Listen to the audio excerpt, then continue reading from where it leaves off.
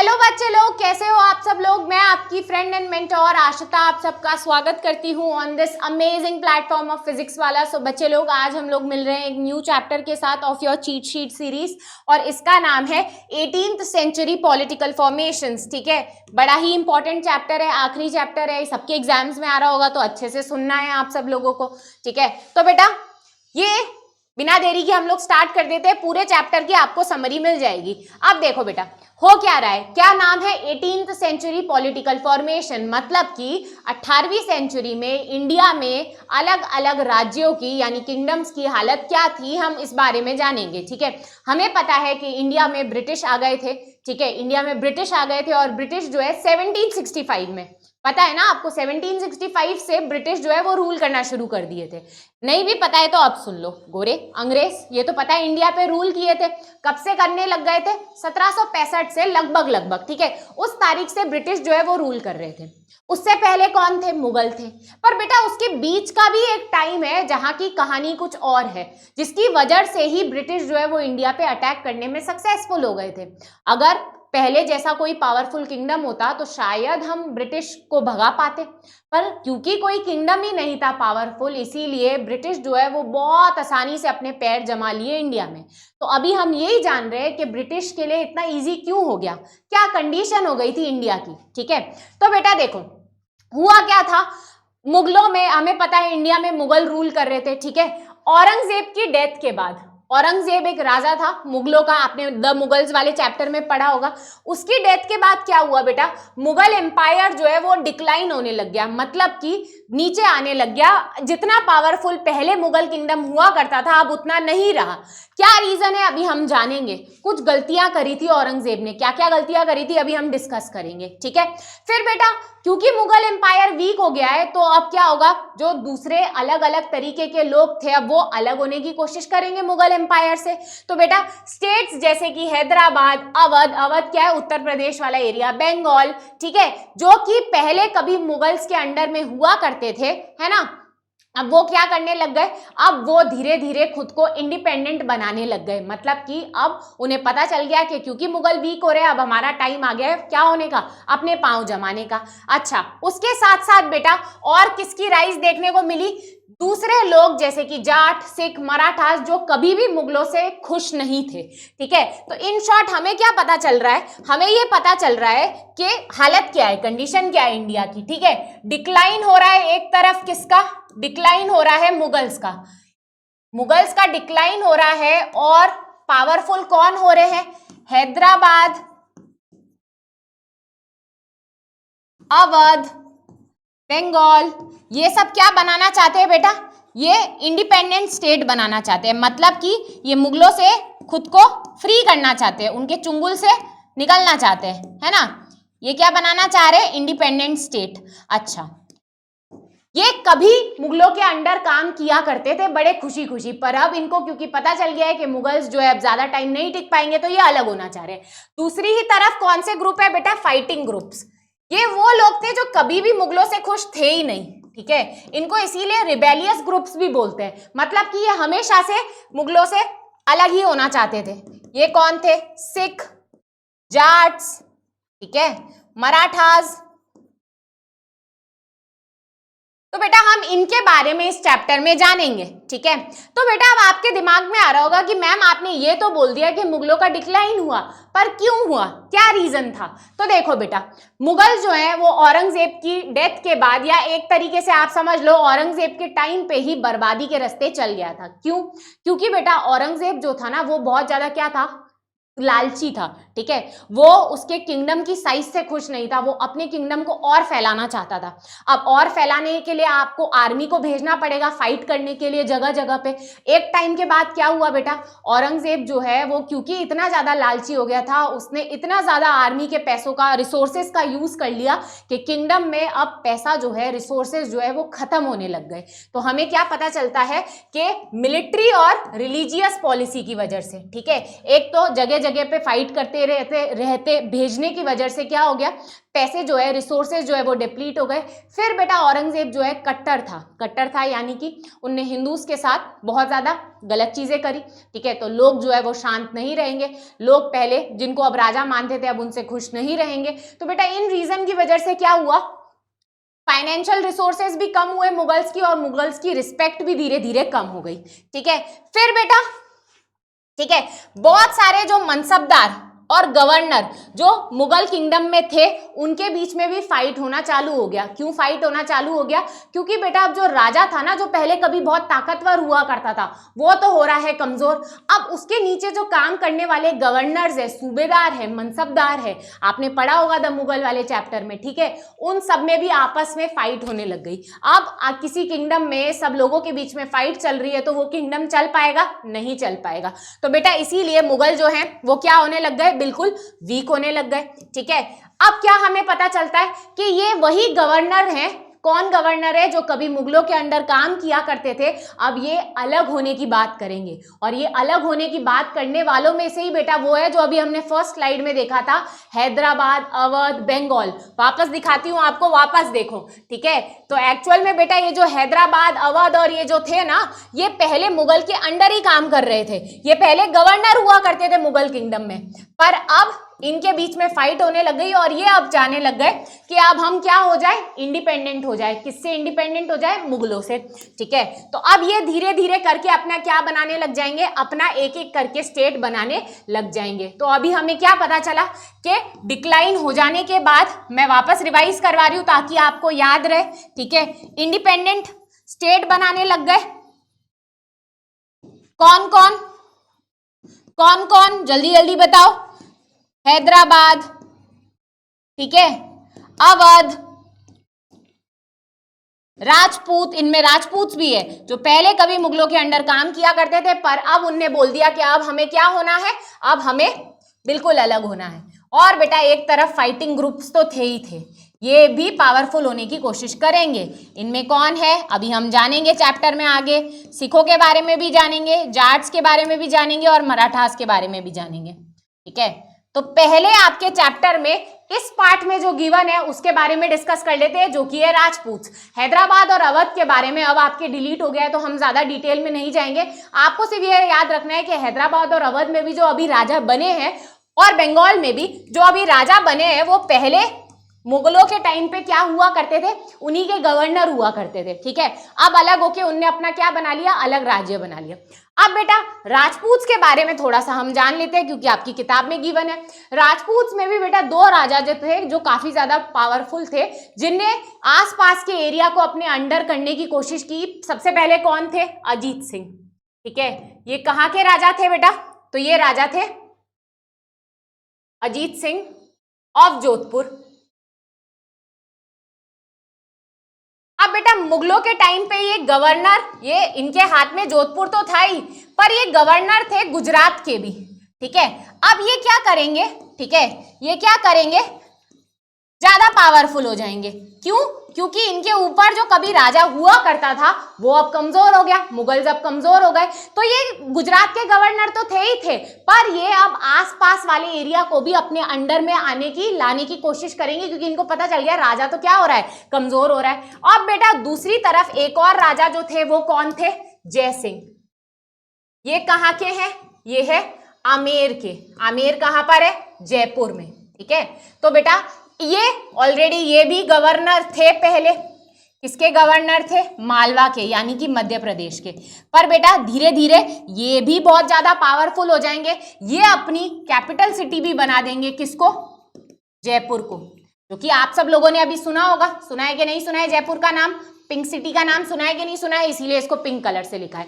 ठीक है, तो बेटा ये भी पावरफुल हो जाएंगे और क्या करने की कोशिश करेंगे, अपना दबदबा बढ़ाने की कोशिश करेंगे। तो आपको इन दोनों के नाम याद रखने हैं जब आप राजपूतों के बारे में पढ़ रहे हो।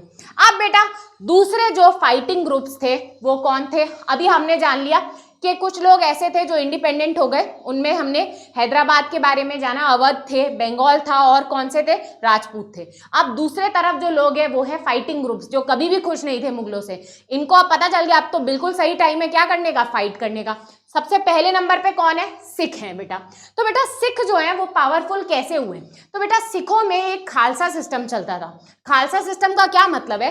खालसा सिस्टम का मतलब होता है वॉरियर्स। वॉरियर्स यानी कि जो फाइट करते हैं। अब आप कह रहे होंगे कि मैम ये कौन लेकर आया था? तो ये गुरु गोविंद सिंह जी लेकर आए थे, ठीक है। अब गुरु गोविंद सिंह जी क्यों लेकर आए थे? क्योंकि बेटा उनसे पहले जो सिख गुरु थे उनको मुगलों ने असैसिनेट कर दिया था, मरवा दिया था। इसीलिए बेटा गुरु गोविंद सिंह जी जो है ये क्या लेकर आए थे? खालसा पंथ लेकर आए थे, ठीक है। खालसा पंथ का मतलब क्या है बेटा? खालसा पंथ का मतलब कुछ नहीं है, वॉरियर्स। यानी कि आपको क्या करना है? फाइट करना है। जो भी चीज गलत हो रही है उसके लिए मुंह बंद करके नहीं बैठना है, तलवार उठा के अगर आपको फाइट करनी पड़ जाए तो आपको फाइट करना है। अब बेटा सिखों ने खुद को अलग अलग ग्रुप्स में कंसोलिडेट किया था, मतलब कि इनने वॉरियर्स के भी अलग अलग, योद्धाओं के भी अलग अलग ग्रुप बना लिए थे, जिनको ये क्या बोलते थे? जट्ठास, या फिर जिनको बाद में मिसल्स जाना जाता था। तो ये कुछ भी नहीं है बेटा, ये ग्रुप ऑफ वॉरियर्स है, ठीक है, ग्रुप ऑफ वॉरियर्स है। खालसा पंथ लेकर कौन आए थे बेटा? गुरु गोविंद सिंह जी, ठीक है। अब गुरु गोविंद सिंह जी को भी मरवा दिया गया था, ठीक है, गोविंद सिंह जी, इनका भी मर्डर हो गया था। अब बेटा इनका मर्डर हो जाने के बाद सिखों में फिर ताकत, पावरफुल या फिर लीडर कौन बन गए थे? बंदा बहादुर, ठीक है, देखो नाम में ही है ना, बंदा बहादुर। आगे सिखों के लिए फाइट करने के लिए जो चलते रहे वो कौन थे बेटा? बंदा बहादुर थे। अब आप कहोगे कि मैम बंदा बहादुर को भी मरवा दिया था मुगलों ने, इनकी भी डेथ हो गई थी। तो इनके बाद बेटा फिर आगे जिनने सिखों को पावरफुल करने में बहुत मदद की थी वो थे राजा रंजीत सिंह, ठीक है।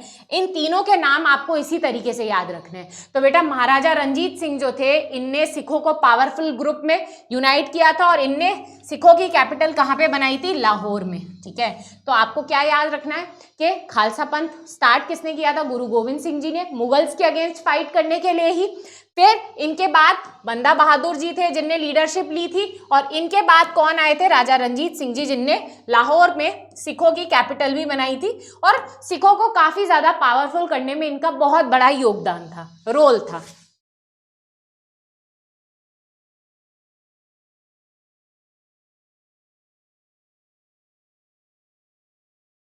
अब बेटा इसके बाद सेकेंड ग्रुप जो है, ठीक है, अभी हमने जान लिया सिखों के बारे में। सेकेंड ग्रुप जो है वो है मराठास। कौन है? सेकेंड ग्रुप जो है वो है मराठास। अब बेटा मराठास जो है वो पावरफुल किसके अंडर हुए थे? छत्रपति शिवाजी के अंडर। आपने छत्रपति शिवाजी और औरंगजेब की स्टोरी जरूर सुनी होगी, नहीं सुनी है तो बेटा औरंगजेब के टाइम पे ही थे छत्रपति शिवाजी, और ये औरंगजेब से कभी भी खुश नहीं थे, हमेशा परेशान थे, इसीलिए ये फाइटिंग ग्रुप में थे। इनने औरंगजेब के अगेंस्ट हमेशा से एंड तक फाइट करी थी, ठीक है। तो बेटा शिवाजी जो थे उनकी लड़ते लड़ते ही, फाइट करते करते ही डेथ हो गई थी। उनकी डेथ के बाद जो पावरफुल हुए थे वो कौन हुए थे? पेशवा। आपने बाजीराव मस्तानी अगर मूवी देखी होगी तो उसमें आपने देखा होगा पेशवा कौन होते हैं? प्राइम मिनिस्टर होते हैं, ठीक है। तो बेटा छत्रपति शिवाजी की डेथ हो जाने के बाद, यानी किंग की डेथ हो जाने के बाद जो पावरफुल हुए थे वो कौन हुए थे? पेशवा। पेशवा का क्या मतलब है? Prime minister. अब बेटा मराठास काम कैसे करते थे? मतलब मराठास जो है, क्योंकि किंगडम है इनका भी, ये भी, इनने भी बहुत सारा एरिया अपने अंडर में लिया था। तो कैसे लिया था? तो बेटा मराठास जो है ना वो रेड करते थे। रेड करने का क्या मतलब है? लूटपाट करते थे, ठीक है। ये आसपास के एरिया में जहां पे भी इनको पता चल रहा है कि थोड़ा सा इनका मौका है कि ये अपना एरिया फैला सकते हैं, ये वहां पर जाके लूटपाट करते थे और उस एरिया को अपने अंडर में ले लेते थे। अब बेटा अगर किसी एक एरिया को अगर इनसे बचना है, मतलब कि अगर वो चाहता है कोई एरिया के मराठास उन पे अटैक नहीं करे, तो उनको मराठास को क्या देना पड़ेगा? टैक्स देते रहना पड़ेगा। तो मराठास दो तरीके के टैक्स लेते थे। कौन कौन से बेटा? एक है चौथ, दूसरा है सरदेशमुखी, ठीक है। चौथ कितना होता था बेटा? 25% टैक्स, ठीक है, और सरदेशमुखी कितना है? 10% टैक्स है। अब बेटा ये क्यों लेते थे? आसपास के एरियाज जो हैं, आसपास के एरिया जिनको भी इनने हरा दिया है, उन सारे हाईवे एरियाज को समय समय पे टैक्स देना पड़ेगा। किनको? मराठास को। अब बेटा मराठास में फैमिली सिस्टम था। फैमिली सिस्टम का क्या मतलब है, बहुत सारी पावरफुल फैमिलीज थी। कौन कौन सी, पेशवा तो था ही, पेशवा तो थे ही जो प्राइम मिनिस्टर था। उसके अलावा बेटा और कौन कौन सी पावरफुल फैमिलीज थी, तो सिंधिया, ठीक है, होलकर्स, बेटा ये सारे फैमिलीज के नाम है। आप कंफ्यूज ना हो इसीलिए मैं आपको लिख के बता रही हूँ। गायकवाड़, आपको इनमें से क्वेश्चन पूछा जा सकता है कि कौन कौन सी पावरफुल मराठास फैमिली थी, तो आपको पता होना चाहिए कि ये सारी अलग अलग फैमिलीज थी मराठास में जो पावरफुल थी, ठीक है, जो महाराष्ट्र में ताकतवर थी। सिंधिया, होलकर, गायकवाड़, भोसले, और पेशवा तो थे जिसको हम इंग्लिश में लिखना चाहे तो क्या लिखेंगे, प्राइम मिनिस्टर। ये सिस्टम आपको याद रहेगा, याद रहेगा। अब बेटा लास्ट जो फाइटिंग ग्रुप था वो कौन थे, जाट्स थे, ठीक है। जाट्स में आपने सुना होगा कि कौन से एरिया में ज्यादा आपको देखने को मिलते हैं, तो मथुरा, दिल्ली, ये वाले एरिया में आपको देखने को मिलते हैं। अब बेटा जाट्स को पावरफुल करने का काम किसने किया था, ठीक है, चूड़ामन नाम के एक लैंडलॉर्ड थे, लैंडलॉर्ड कह लो, या फिर जाटों में आपने देखा होगा ये क्या करते हैं, खेती बाड़ी करते हैं, ठीक है। तो इनमें चूड़ामन थे, उनने जाटों को काफी ज्यादा पावरफुल किया था। क्यों, क्योंकि ये भी मुगलों से कभी भी खुश नहीं थे। अब बेटा जाटों को किंगडम यानी कि एक राज्यवंश बनाने में रोल किसका था, महाराजा सूरजमल जी का, ठीक है। तो सूरजमल जी का नाम आपने जरूर सुना होगा, ठीक है, क्योंकि जाट किंगडम बनाने का काम जो है उसमें सबसे बड़ा कंट्रीब्यूशन किसका है बेटा, सूरजमल जी का है, ठीक है। तो बेटा किंगडम ऑफ भरतपुर, क्योंकि जाट जो है आपको जनरली भरतपुर वाले एरिया में मिलेंगे, तो भरतपुर वाला किंगडम जो है वो बनाने का काम, रोल किसका था, सूरजमल जी का, जिनकी फोटो भी आप देख रहे हो, ठीक है। आपको बेटा बहुत सारे पैलेसेस भी मिलेंगे, उनमें से सबसे इंपॉर्टेंट पैलेस जो है वो कौन सा है, एक है लोहागढ़ फोर्ट और दूसरा है पैलेस एट डीप। दो फोर्ट्स है जो आपको जाटों के पावर के बारे में बताते हैं। लोहागढ़ फोर्ट अगर आपने देखा होगा तो बेटा उसके चारों तरफ पानी है, और ऐसा बताते हैं कि जब राजा सूरजमल जी थे उनने आसपास में क्या थे, मगरमच्छ छोड़ दिए थे, ठीक है। तो अगर कोई एनिमी आना भी चाहे तो उसके लिए इम्पॉसिबल है लोहागढ़ पे अटैक करना। तो बेटा एक तो पैलेस एट डीग है और दूसरा कौन सा है, सेकेंड जो पैलेस है वो कौन सा है, लोहागढ़ पैलेस। ये दोनों पैलेस किसके अंडर पावरफुल थे, तो बेटा ये जाटों ने ही बनवाए थे, ठीक है। With the decline of Mughal empire new political groups begin to emerge in the subcontinent during the first half of 18th century. तो बेटा इससे हमें ये पता चलता है कि मुगलों का जब डिक्लाइन हो रहा था ये सारे ग्रुप्स ही थे जो पावरफुल होने की कोशिश कर रहे थे इंडिया के अंदर। अब आपके दिमाग में आ रहा होगा कि मैम इंडिया के अंदर तो ये सारे ग्रुप्स थे, क्या बाहर से भी किसी ने अटैक करने की कोशिश की थी, तो यस बेटा इस टाइम पे जब मुगल वीक हो रहे हैं, कमजोर हो रहे हैं, तब बाहर से भी दो लोग थे जिनने इंडिया पे अटैक करने की कोशिश की थी। पहले कौन से थे बेटा, पहले थे नदीर शाह। ये कहां से आए थे, ईरान से आए थे। इनने इंडिया में आके मुगलों देख रहे थे ये कि मुगल जो है वो वीक हो रहे हैं, तो इनने इंडिया पे अटैक करने की कोशिश की थी। इनको अपना राज्य नहीं बनाना था, इनको बस इंडिया का धन दौलत लेकर जाना था, और ये वो लेके भी गए थे। ऐसा बताते हैं कि शाहजहां के टाइम का जो पिकॉक थ्रोन था ये अपने साथ लेके गए थे। अच्छा, इनके साथ साथ एक और जना जिसने दूसरी बार इंडिया पे अटैक किया था वो कौन था बेटा, अहमद शाह अब्दाली। तो आप ये अंदाजा लगा लो कि जब मुगल वीक हो रहे हैं तो इंडिया पे बाहर से भी अटैक हो रहे हैं। अच्छा, ये अटैक इसलिए नहीं हो रहे कि इनको अपना राज्य बनाना है, नहीं, ये अटैक इसीलिए कर रहे हैं क्योंकि इंडिया की इनको धन दौलत चुरा चुरा के लेके जाना है, ठीक है। तो बेटा आपको इसी के साथ हमारा ये चैप्टर कंप्लीट होता है। देखो मैं वापस समराइज करके आपको बता देती हूँ, कहानी बहुत छोटी है चैप्टर की, कि मुगल का डिक्लाइन हो रहा है तो क्या हो रहा है, इंडिया से बाहर से भी अटैक हो रहा है, नदीर शाह आ रहा है और उसके बाद अहमद शाह अब्दाली आ रहा है, ठीक है। इंडिया में बाहर से अटैक होने के साथ साथ ही क्या हो रहा है, हमें दो तरीके के लोग देखने को मिल रहे हैं जो पावरफुल होने की कोशिश कर रहे हैं। एक तरफ कौन है बेटा, जो इंडिपेंडेंट होना चाहते हैं, मुगलों से छूटना चाहते हैं, वो कौन कौन है, जैसे कि बंगाल, अवध, हैदराबाद, आपका राजपूत, ठीक है। और बेटा एक तरफ फाइटिंग ग्रुप से जो कभी भी मुगलों से खुश नहीं थे और अब उनको सही टाइम मिल गया है फाइट करने का। इनमें से कौन है, सिख, जाट, मराठास, जिनके बारे में हमने डिटेल में जाना। तो बेटा अब आपको क्या करना है, एज यूजुअल क्वेश्चन का आंसर देना है जल्दी जल्दी। Dash are the taxes collected by Marathas. कौन कौन से टैक्स कलेक्ट कर रहे थे, मराठास। ए है, चौथ बी है सरदेशमुखी, सी है बोथ, डी है नन। पॉज करो और बताओ, पॉज करो और बताओ करेक्ट आंसर क्या है, बोथ। चौथवी और सरदेशमुखी भी बेटा दोनों ही ऐसे टैक्स है जो कौन कलेक्ट करते थे, मराठास कलेक्ट करते थे। कि अगर आप चाहते हो मराठास आप पर अटैक ना करे तो आपको आसपास वाले एरियाज जो है उनको टैक्स देते रहना पड़ेगा मराठास को। अब बेटा एक और क्वेश्चन का आंसर देना है।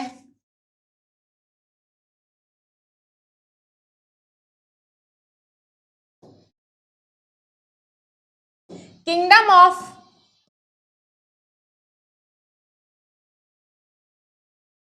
Bharatpur, kingdom of Bharatpur was formed by dash. Bharatpur kingdom जो है, ठीक है, उनको उसको पावरफुल बनाने में सबसे बड़ा रोल किसका था, आपको बताना है।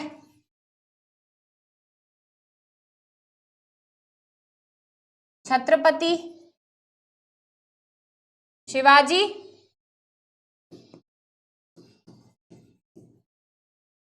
सूरजमल जी, बंदा बहादुर, या फिर महाराजा रंजीत सिंह। पॉज करो और बेटा बताओ करेक्ट आंसर क्या है।